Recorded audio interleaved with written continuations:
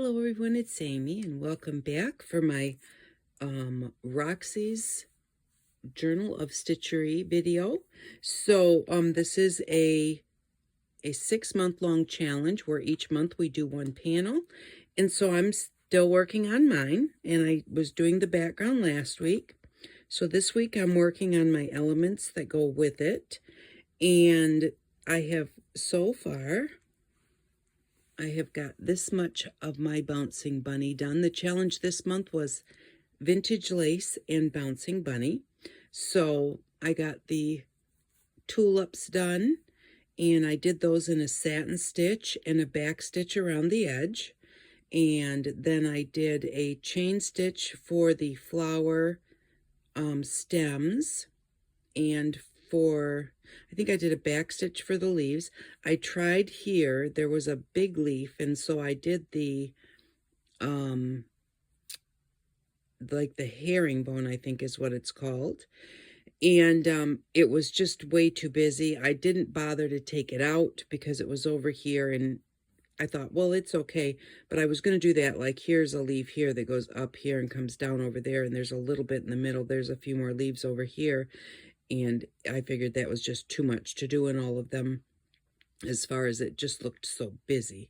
So I have my bunny still left to do, and I haven't decided exactly how I'm going to do it other than the color. I'm going to do the color in this nice reddish blondie color, because I used to have a rabbit that was this color, and so I'm going to do this bunny in that color. And I think I'm going to try and do a basket weave on the basket, probably satin stitch on the carrot in the basket, but we'll have to see. And I still haven't decided how I'm going to do the lace at the bottom yet. But so that's as far as I have got my bunny. I'll be working on that this week. And then I have this piece of lace that's going to go here, and it just so happened that it was cut on exactly the same angle as my hill here. So, but it's kind of small. I may go ahead and cut another piece just like this one, except big enough to fill all of this area, so that when I do cut my bunny out and put it in the center here, you'll be able to still see that lace on the sides, and it doesn't cover up the color too badly. So I really kind of like it on there. It kind of blends that back just a little bit. And so, and this is I thought maybe it might look like a cloud, but then I thought it kind of looks like a hot air balloon. After I get my bunny done and get her on here, then I'm going to see about possibly doing a little basket underneath. It's going to be kind of close. I'm not sure if I will have enough room or not, but I think I might. So that might be something that I'll also be doing.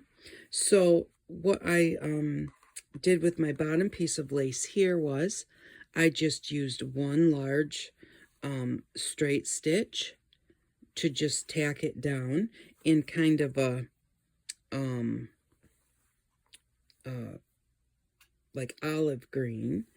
And then I also have a brighter green here, and I'm just going to go in, and so I did here, and then I skipped over to here. So I'm just going into the center piece of the lace, and then just coming down to the bottom of my page.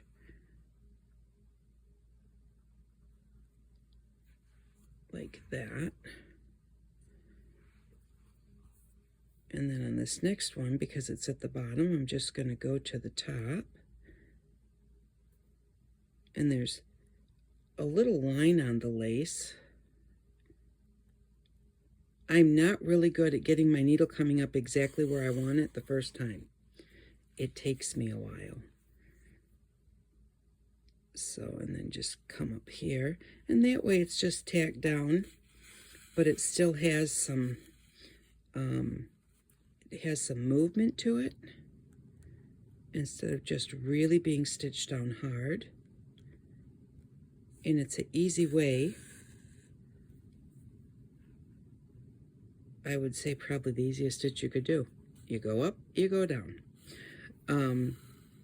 but it gives it some color. So that's really what I wanted to do, is to put some color on there. So that's what I'm going to do all the way across on this one. And they're not all exactly the same height. You know, I kind of want them to be the same height, but I do have some that are a little short or some that are a little long, and I'm not worrying about it. So, I just figure it winds up being however it winds up being. Some of them are just a touch crooked. That's okay, because it's really about just relaxing and enjoying what you're doing. So this week, yesterday, I just put my back out. I have a herniated disc. So right now I'm doing pretty good just standing here leaning on my table, so long as I don't move. But I'm not sure how much of this I'll get done this week. I may get a whole lot done, because whenever that happens, I kind of get relegated to my chair pretty much for about 3 days. And I can't just sit there and do nothing. So I'm really actually quite glad that I have this project, which is a project I can easily do in my chair and feel like I'm, you know, getting something done. But this is a whole month for one page. So the nice thing about that is you don't have to feel rushed. I'm just thinking I may actually have it done by next week, and then I'll be done a little bit early. But, you know, you can always, there's probably always going to be something that I can say, oh, I could add a little something here or there. I still have to get it in my book. It did take me this whole week to do that rabbit, or the flowers around the rabbit. That it took quite a long time, because I don't normally sit and do it for a long time all at once. And so, oops, my thread is doubled, but it's not knotted that way. I need to get that extra piece shortened up. It's not that one. There we go. Let's pull that a little bit there. But yes, I'm having fun. I hope that if you're doing it, you're having a good time too. I'm so glad they came out with this challenge. It's such a, I don't know that I want to say it's an easy challenge, because stitching is not my thing. It's not something I've ever really done, although my mother has made the most beautiful embroideries. She started embroidering when I was older. She used to make handmade quilts. Everything was handmade. It was all hand cut, and then it was all the blocks were sewn together by hand into the block, and then they were sewn together with each other by hand, and then the whole thing was quilted by hand, which is kind of like this, except perfect little stitches, perfectly straight around whatever they were going around, and all exactly the same size. It was beautiful work. And then look at on the back. Doesn't that look cool on the back? It's got those little X's on there. So I'm just going to end this off, and I will cut off my little extra bits of lace on the end. Or maybe I'll even see how they look folded over. And so when you knot something off, you go through your material, you wind up with a loop here.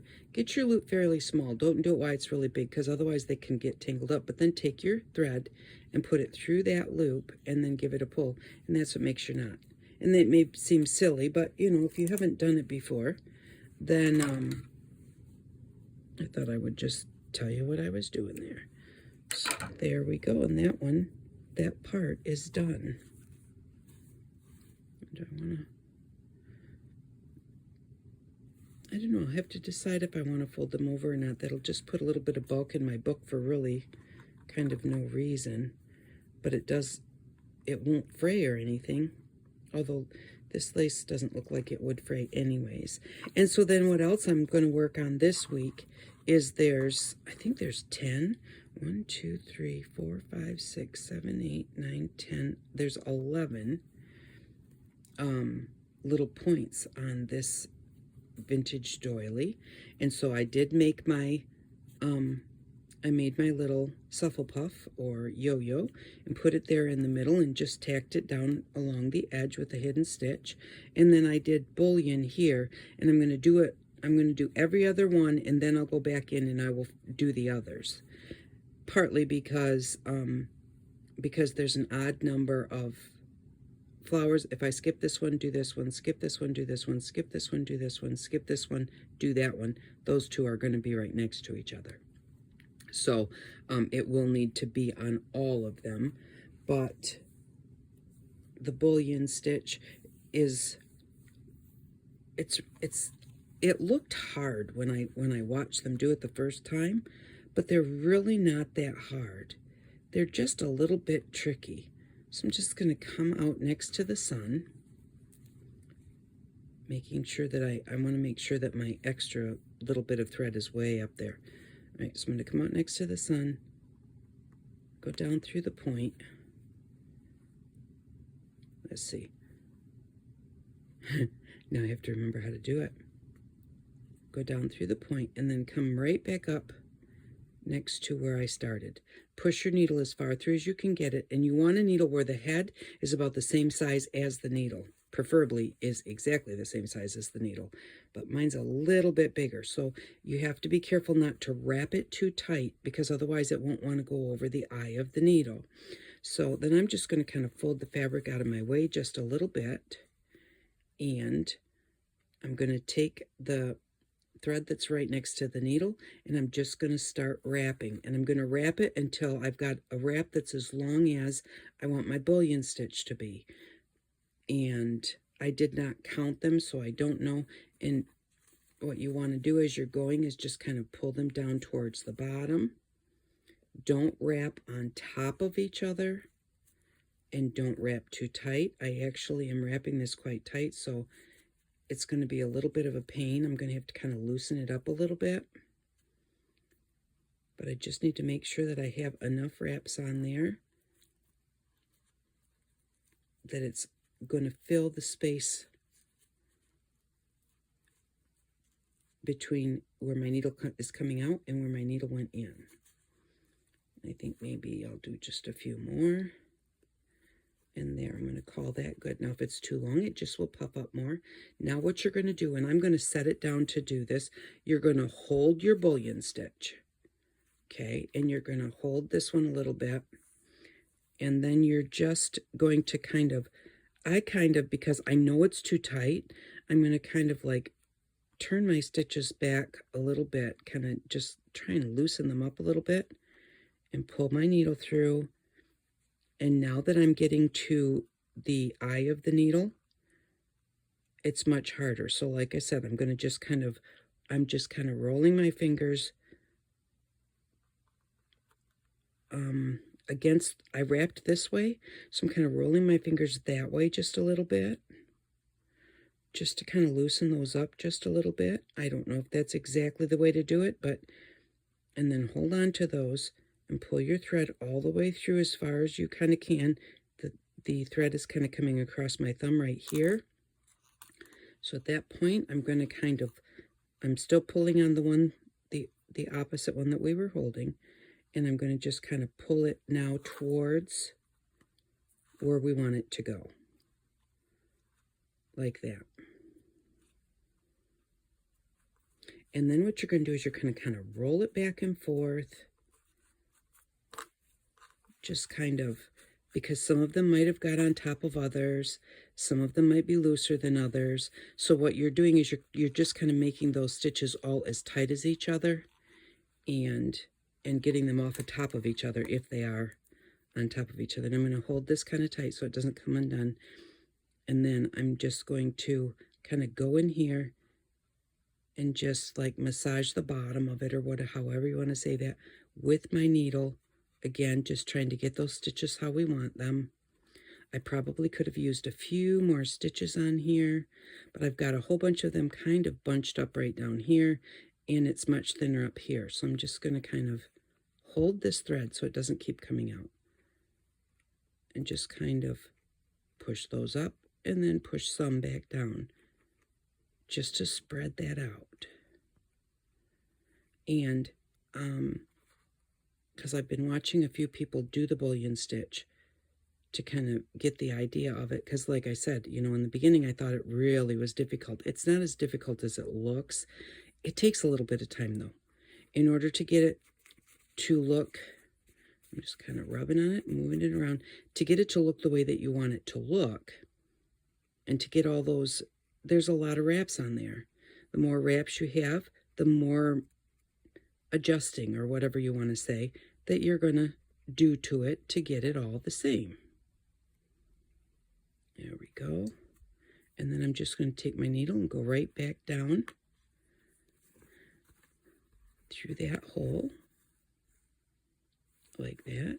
And so there is our bullion stitch, and it turned out really nice. So I've got 3 done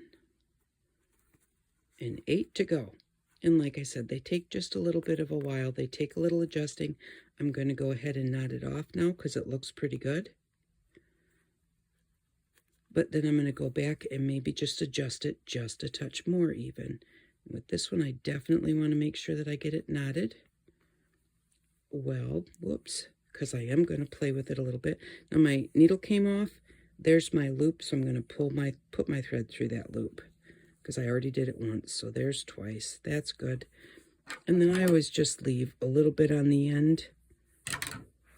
Just leave a little tail on it, because that way that tail would have to come all the way out to undo that knot. Oops, I wanted that needle. And so again, now it's all hooked down, so I can go ahead and move it around just a bit.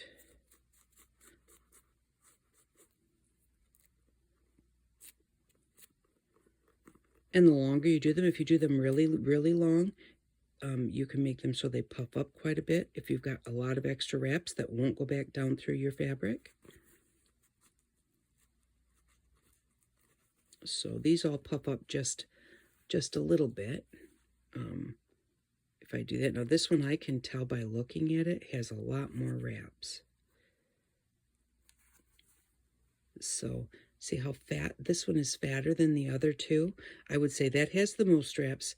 This has the second amount of most wraps, and this is the third amount. I didn't really probably put enough on there, but it's okay. It is what it is, and that's how it works. And also, that's how you learn. That's what samplers were all about, was to teach the different stitches to girls when they were young so that they knew how to do it. But there we go. And if I want to maybe pull on that just a little bit, I might have left a little bit too much thread out there. I didn't maybe pull it tight enough when I put my knot in. But there we go. So that's what I'm going to be doing. And I'm going to be working on my little rabbit. And I'm going to go find another piece of this lace. And I'll probably just tack that down because it'll be behind the rabbit. And when I get the rabbit all done, I am going to cut around the outside edges and then attach that down. So I'll have to figure out how I want to tack it down so that it doesn't fray. But that's how far I am so far on my Journal of Stitchery. I'm really having fun with this, and I'm enjoying doing this page. So, and then when I'm done, this page will be attached into my book. So thank you very much for stopping by. I really do appreciate it. Oh, and I just noticed that this whole video is going to be sideways. I'll have to see what I can do. I do apologize about that, but I can't redo it. So next week, I'll have to make sure that I look better. Thanks again for stopping by. I really do appreciate you, and I hope that you all have an outstanding day. Bye-bye.